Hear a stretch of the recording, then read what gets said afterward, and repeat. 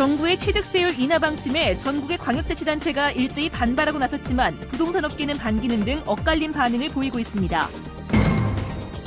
정치권의 논의가 제자리를 맴돌고 있는 정당 공천제 폐지와 관련한 그동안의 논의 과정과 쟁점을 짚어봅니다. 대형마트나 백화점 등지에서 편리하다는 이유로 설치한 자동문이 종종 센서가 사람을 인식하지 못해 위험천만한 상황이 발생하고 있습니다. 오랫동안 침체에 빠져있던 대구 지역의 재개발과 재건축이 최근 조금씩 살아나는 움직임을 보이고 있습니다. 여러분 안녕하십니까? 대구 경북 소식 전해드립니다. 주택거래 활성화를 위해 정부가 취득세율 영구 인하 방침을 밝히자 전국의 자치단체들이 일제히 반발하고 있습니다. 반면 부동산업계는 이번 정부 조치를 반기고 있습니다. 보도에 박재현 기자입니다. 부동산 거래 활성화를 위해 정부가 취득세 인하 카드를 꺼내자 전국 광역자치단체들이 즉각 반발하고 나섰습니다. 지방세에서 취득세가 차지하는 비중이 큰 데다 정부의 세수 보전 방안이 마련되지 않은 상태에서 세익 감소가 불가피하기 때문입니다. 전국 시도지사들은 주택 취득세율 영구 인하 중단을 촉구하는 공동 기자회견을 열고 취득세율 인하 정책은 부동산 거래 활성화 효과가 없을 뿐 아니라 지방 세수를 감소시켜 지방자치의 근간을 흔드는 행위라고 주장했습니다. 또 법이 허용하는 모든 수단을 동원해 강력 대응할 것이라고 밝혔습니다. 지방 자주 재원의 근본을 자꾸 흔드는 문제에 대해서 이런 문제를 중앙정부에 건의도 하고 또 상생할 수 있는 중앙과 지방이 상생할 수 있는 그런 구조적인 틀을 갖고 조세 문제도 그렇고. 반면 부동산 시장은 크게 환영하고 있습니다. 시장의 불확실성 완화로 주택 수요 관심이 지금보다 높아지고 실수요 중심으로 거래가 회복될 거라는 기대 섞인 전망이 나오고 있습니다. 정부의 취득세 인하 방침이 부동산 업계에 상당히 긍정적인 효과를 나타내고 앞으로 거래가 건전하게 이루어지는 데 상당히 도움이 되리라고 생각을 합니다. 취득세율 인하 효과를 두고 지자체와 부동산 시장의 입장이 엇갈리고 있는 가운데 정부가 앞으로 지자체의 줄어든 세수를 어떤 방식으로 보존해 주느냐가 초미의 관심사입니다. 가뜩이나 각종 복지 정책으로 재원이 달리는 지자체들이 정부의 취득세 인하 방침에 강력히 반발하면서 논란이 점차 커지고 있습니다. MBC 뉴스 박재영입니다. 민주당 대구시당과 경북도당은 정부의 취득세율 인하 방침을 반대한다고 밝혔습니다. 취득세율 인하는 부동산 거래 활성화보다는 거래 절벽 등 시장을 왜곡시킬 뿐만 아니라 지자체의 세수만 감소시켜 지방자치의 근간을 흔들고 지방 분권의 시대 정신을 후퇴시킬 것이라고 경고했습니다. 대형마트나 백화점에 가보면 자동문이 많이 설치되어 있습니다. 편리하기 때문인데 사고도 많다고 합니다. 엄지원 기자입니다. 이틀 전 안동에 사는 30대 우모 씨는 대형마트에서 자동문 아래쪽 틈에 발이 끼어 기부스를 했습니다. 자동문이 닫히는 순간 손으로 막았지만 속수무책이었습니다. 자칫 큰 사고로 이어질 뻔한 위험한 상황이었습니다. 여자아이는 6, 7살, 남자애는 5살 정도 제가 안 다치고 개들이 다쳤으면 정말 더 크게 다쳤을 것 같고 다른 사람 안 다치라는 보고. 자동문은 보시는 것처럼 적외선 센서로 사람을 감지하는데 이처럼 정면에서 측면으로 조금만 비켜서도 잘 인식되지 않아 종종 부딪히는 사고가 발생합니다. 이렇듯 자동문 사고는 주로 센서 사각지대에서 발생합니다. 상부에 있는 센서의 작동 범위는 120도 정도로 범위에서 벗어나 측면에서 들어오거나 키가 작은 어린이들의 경우 사고의 위험에 노출되기 쉽습니다. 자동문의 속도와 강도를 좀 줄이는 것이 좋겠고요. 사각지대의 사고 방지를 위한 보조 센서를 설치하는 것이 좋겠습니다. 지난해 한국소비자원에 접수된 자동문 사고는 83건, 전년 대비 40% 가까이 늘었고 손발이 문틈에 끼이는 사고가 51%, 문에 부딪히는 경우가 37%를 차지했습니다. MBC 뉴스 엄지원입니다. 물놀이 사망 사고의 절반 이상이 안전 부주의 때문인 것으로 조사됐습니다. 대구와 경북 소방본부가 지난 2009년부터 지난해까지 4년 동안 집계한 물놀이 사망자 수는 160명으로 이 가운데 56%는 준비 운동이나 수심 확인 등 안전수칙을 지키지 않아 발생한 것으로 나타났습니다. 또 사망 사고의 28%는 수영 미숙, 8%는 음주 수영 등으로 조사됐습니다.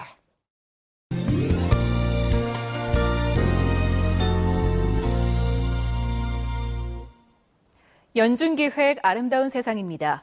희귀 난치성 질환을 가진 아들을 먼저 떠나보내고 아내마저 뇌출혈로 쓰러져 생계와 수발을 함께 해야 하는 50대 가장이 있습니다. 끊이지 않는 역경에도 사랑의 힘으로 꿋꿋하게 살아가고 있는 한 가족을 김은혜 기자가 만나봤습니다. 20여 년 세월의 흔적이 느껴지는 4평 남짓한 옷수선 가게.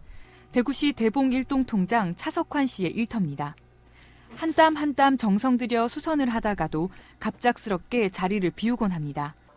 아내 김혜옥 씨가 3년 전 뇌출혈로 쓰러져 남편 차 씨의 도움 없이는 먹고 움직이는 것조차 할 수 없기 때문입니다. 꼭꼭 씹어. 이제 다 컸다. 말도 잘 듣네.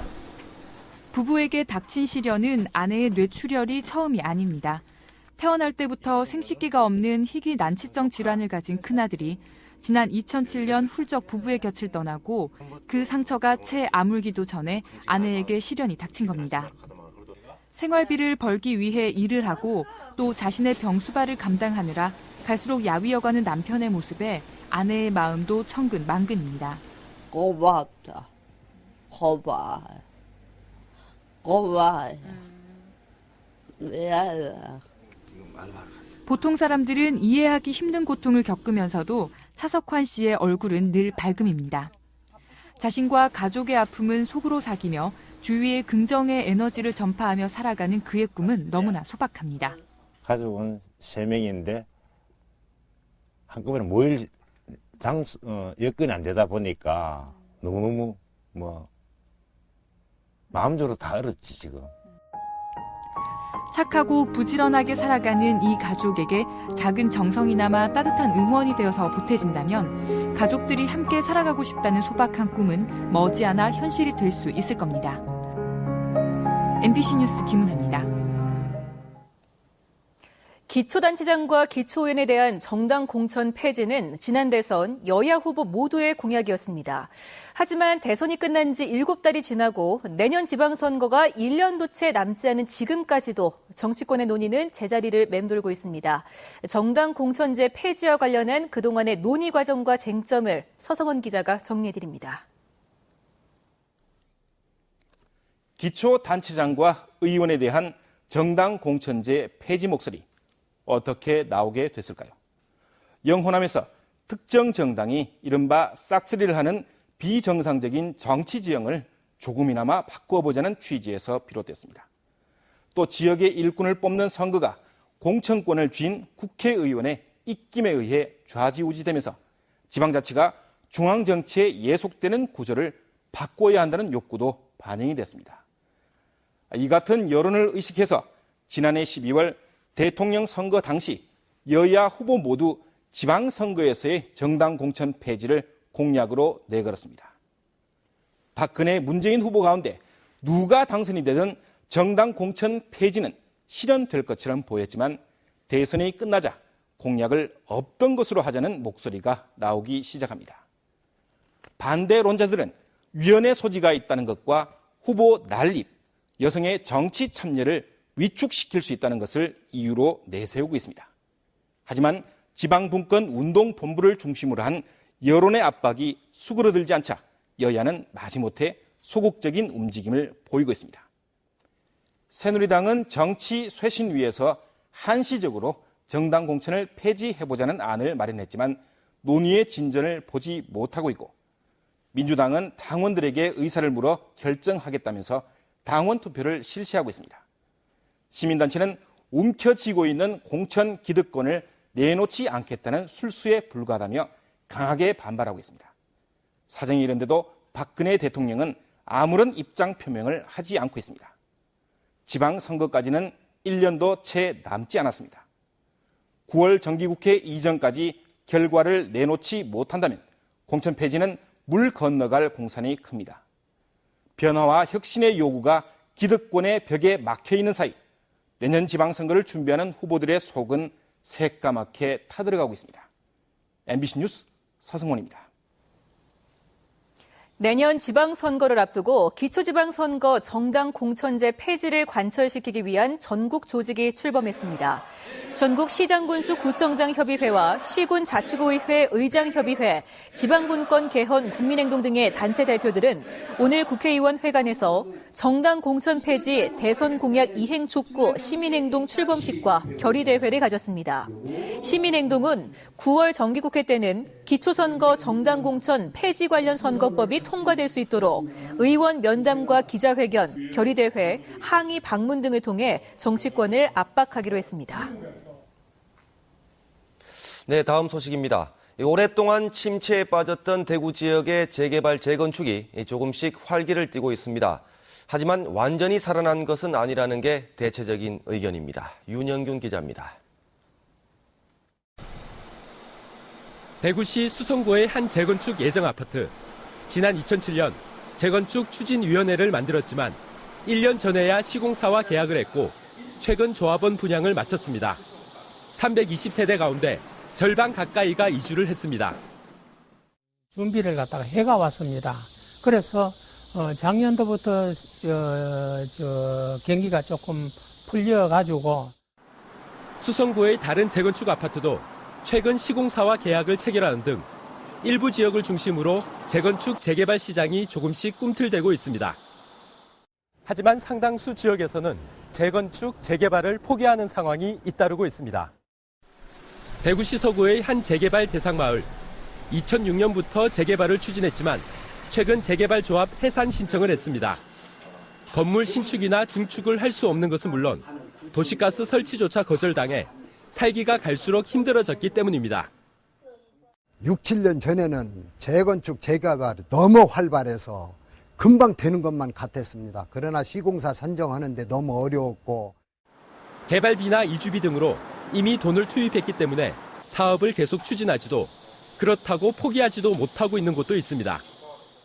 원만하게 진행이 안 될 경우에 그죠? 이제 비용은 계속 대금을 해놨는데 그 이제 부분하고 굉장히 과소되니까. 재건축 재개발지구로 지정된 260여 곳 가운데 개발 움직임을 보이는 곳은 아직까지는 10곳도 되지 않는 것으로 파악됩니다.